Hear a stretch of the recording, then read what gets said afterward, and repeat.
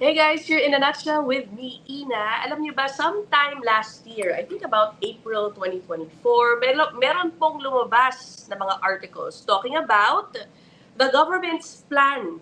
Okay, plan pa lang na magkaroon daw po ng kumbaga PR pathway specifically for low-wage skilled workers na nasa loob na ng Canada. So that was, again, April 2024. Ngayon, merong lumabas na reports na mukhang hindi na raw ito matutuloy. Dahil wala na sa parang mga nire-release na bagong plans ng IRCC.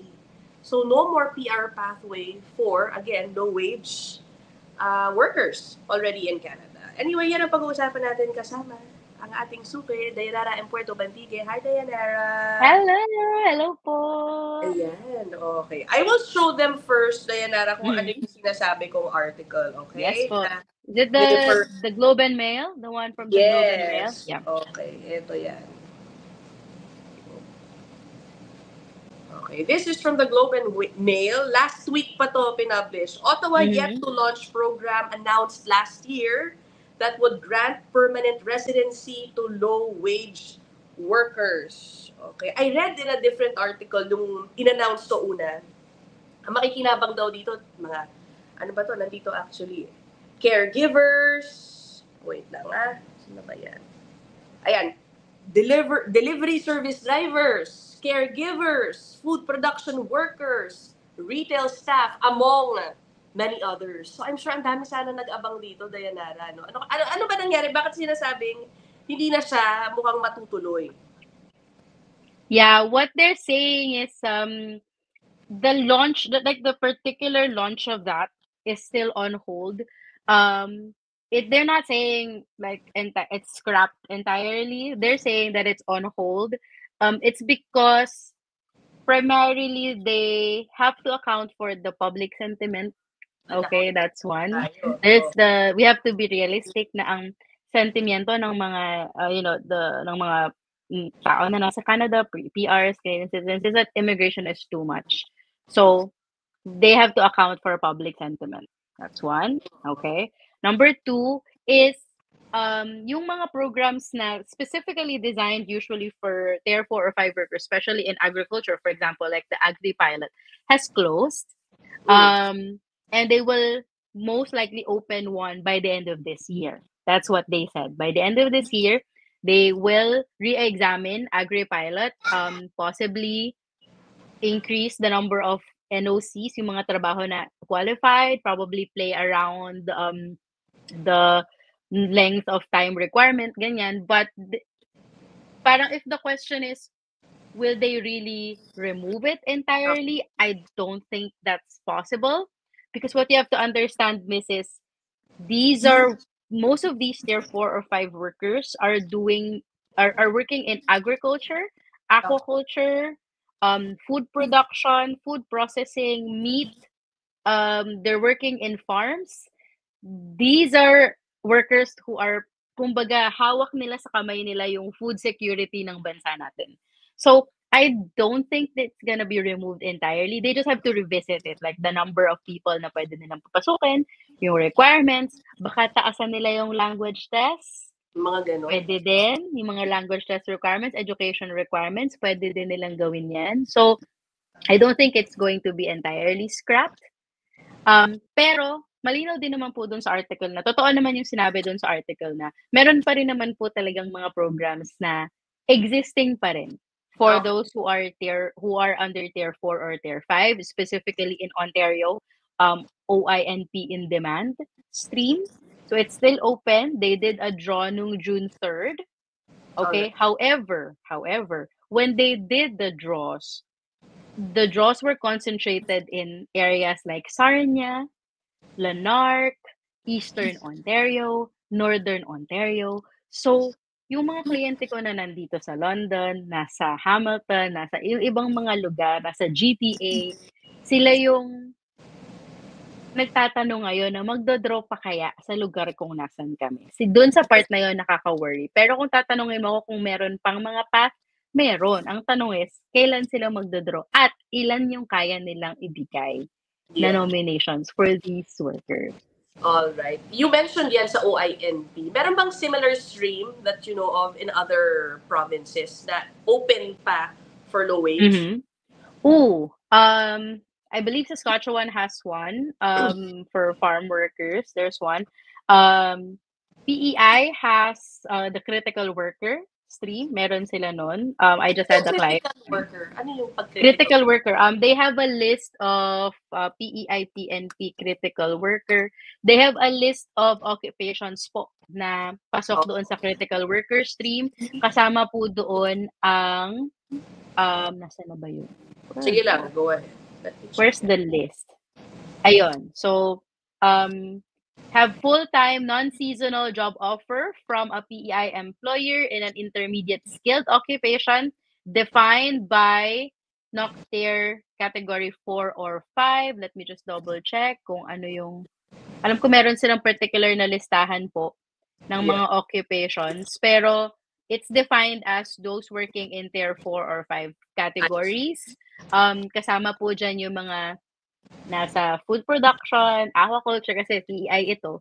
So, yung mga nagtatrabaho sa mga, yung sa mga nanguhuli sila ng mga mussels, Yeah. ganyan, lobsters, ganyan. Yung client ko ay nagtatrabaho sa meat processing. So, yung Okay. isang client ko na pinoprocess ko ngayon sa PEI.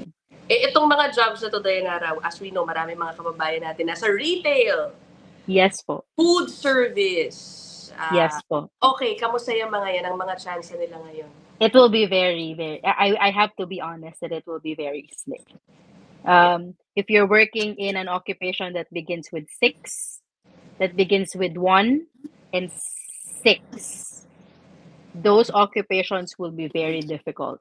1 po kasi is business related, 6 ay sales and service occupations. Those will be very difficult. Finding a PR pathway will be very, very difficult. I would say there may be some chosen NOCs na pasok pa rin sa RCIP, Rural Community Immigration Pilot. But if you look at the priorities of Alberta, the priorities of BC, the priorities of Ontario, yung mga workers dito, masyadong stiff yung tough yung competition nila.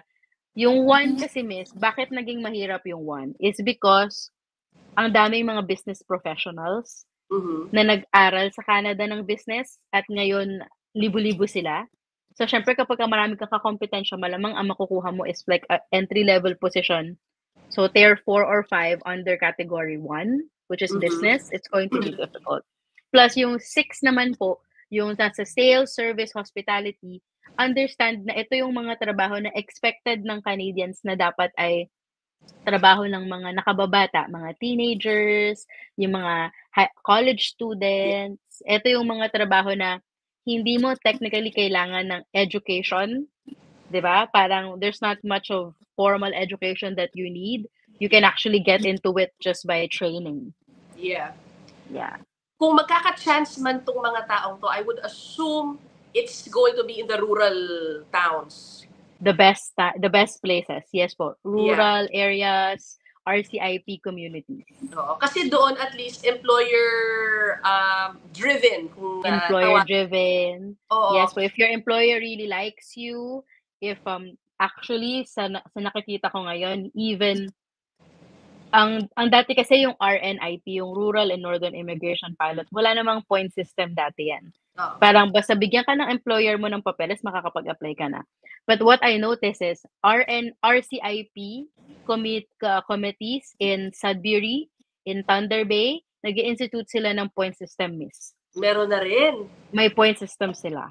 Oh no. So, that's because they wanna I understand this from their standpoint kasi they wanna provide papers to those applicants that they deem have the highest chance of getting their PR. Okay. So these are applicants with families in those areas. So kung may pamilya ka sa Sudbury, Thunder Bay, kasama yon. Nag-aral ka ba sa Thunder Bay o Sudbury or in any of these RCIP communities? May plus point yon. Ganyan. Yeah. Ano yung language test mo? May ganito ba? Meron ka bang church community sa lugar na yan? Asan yung certificate from the pastor or someone who's certifying that you're a member of their church. May mga ganyan sila. Like, they will see your personal qualifications, like, your education, language test, but they will also see how deeply rooted you are already in the community. Yeah. Tsaka yung mga low-wage workers who are having a hard time finding a PR pathway and are considering moving to the rural towns. Yes po. I read somewhere na medyo nagpupunuan na rin. Halimbawa, Yes. kumbaga na-reach na yung limit sa number of employers na pwede nilang tanggapin dun sa program. Napuno Yes po. na rin yung bilang, sobrang dami na nung mga applicants din, way above the number that they can actually invite. Yes. So, be careful about that. I think, bago sila mag-pack up and leave. I know. I mean, the safest would be to move there when you have at least a job. Yeah. 'Di ba? Kung meron po kayo at least assurance na merong trabaho doon. I mean, I have clients who are still very successful in moving, like from Alberta, Calgary, move to ganyan, from Toronto, move to ganito. They're still very successful. Most of them are those who had their consultations early on. So, kumbaga nalaman nila kagad kung ano yung opportunity na meron sila or wala sa kung nasan sila. But if you're doing it now, I say do it as soon as you can. Na sana makahanap kayo ng employer as soon as you can or someone that you know there kasi mahalaga yung networking. 'Di ba? Na kapag tumatanggap ng trabaho ang mga employers, kadalasan they want someone who's referred to them. Yeah.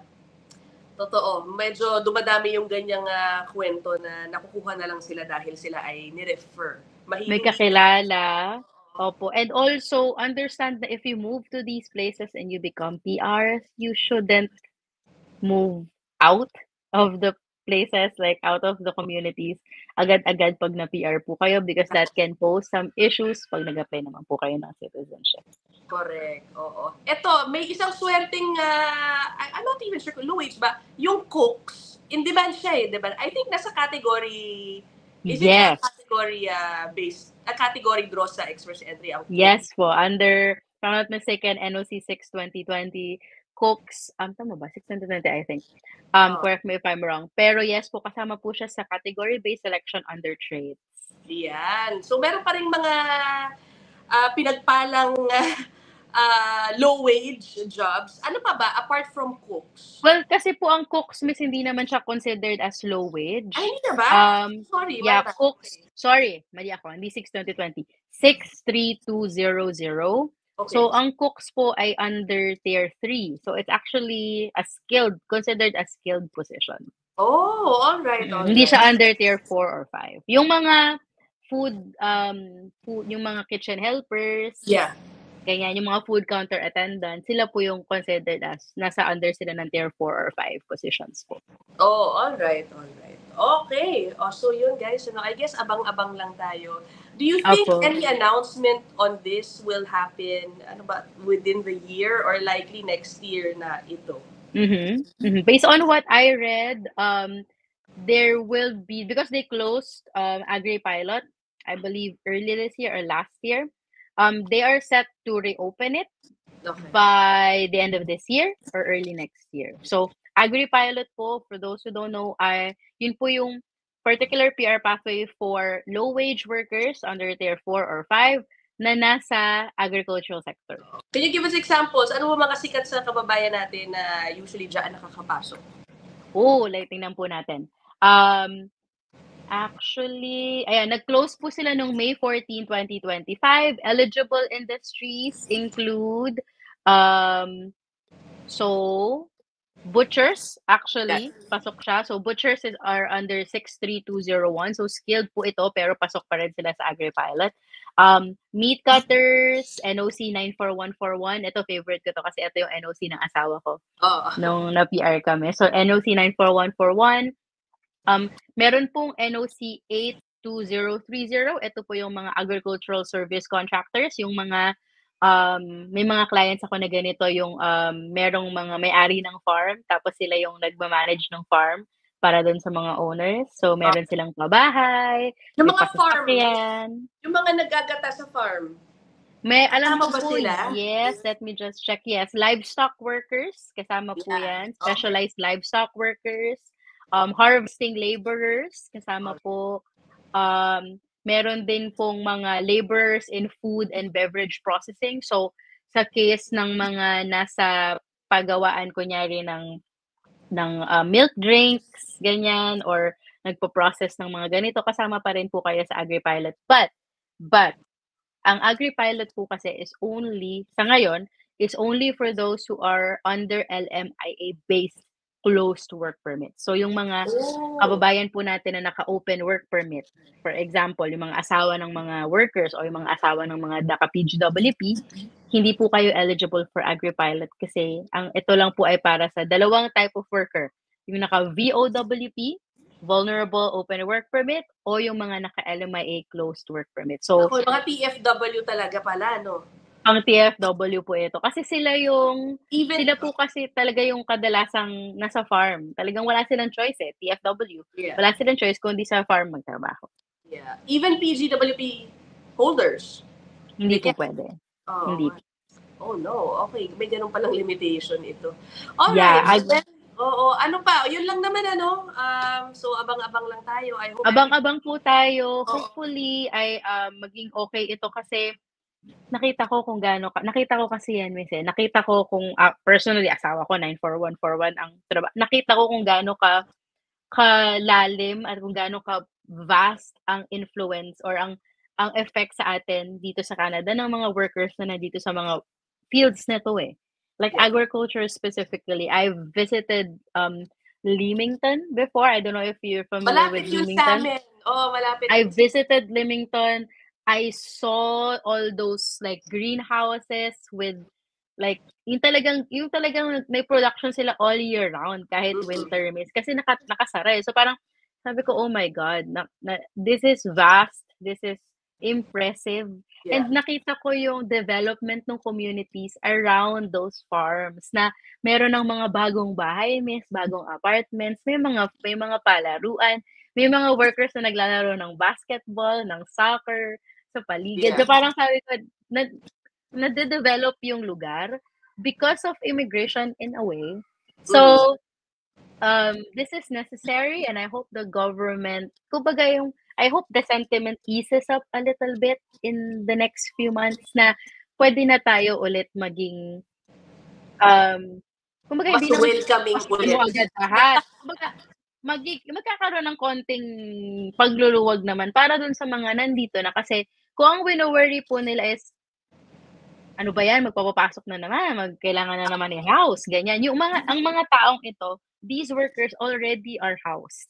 May bahay na sila, mag-aaral na yung mga anak nila, nagbabayad na sila ng tax. They're already settled. Correct. It's only a matter of keeping them. So, hopefully.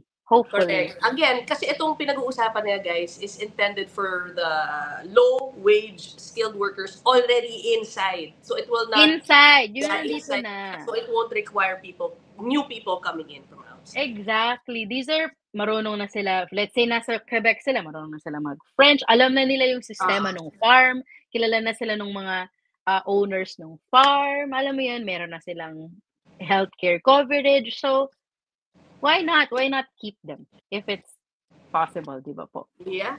But we'll see, no? Yung sinasabi mong hopefully mag-wane down yung yung anti na mga sentiments, anti-immigration, anti-mass immigration. We'll see if it happens. Actually, I don't know. You can cut this, but tinanong ko dyan si ChatGPT. I'm trying ChatGPT. Sabi ko sa kanya, what if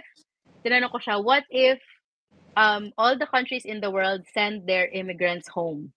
Parang ganun. What's gonna happen? Tinanong ko siya. Kasi parang I'm trying to see how creative ChatGPT is. Ang sabi niya, number one, it will cause massive problems for both the countries na magpapauwi at yung countries na uuwian. Yeah.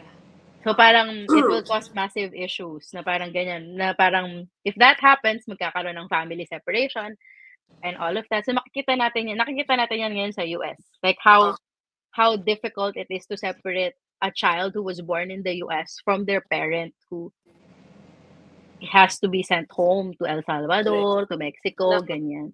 dapat i-clarify, alam mo magandang gumawa ng episode yan, i-clarify ko kay ChatGPT do, na yung mga pauwiin, yung mga immigrants na dumating dun sa bansa in like the last decade. Kasi ang vague ng immigrants, it could be the immigrants from decades Could be ago. everyone. Diba? Could be everyone, yeah.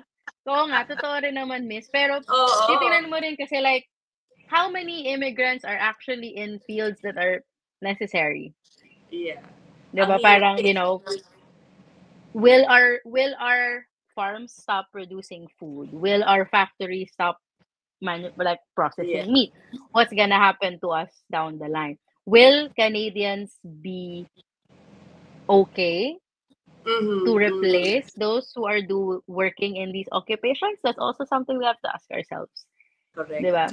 Ay, nako. And anyway, okay. O sige guys, we will end this episode here for now. Abangan yung susunod naming episode ni Dayanara. We will talk about yung strategies na pwede ninyong i-consider if, dumating sa inyo ang malungkot na balita na refuse ang inyong kung ano man application ina-applyan ninyo. No? Exciting. Okay, so for now, yeah, Dayanara's email is the one there crawling. Okay, so if you want to get in touch with her, shoot her an email. For now, we will end this episode here. Thank you, Dayanara. I'll see you guys in the next one. Bye. Bye.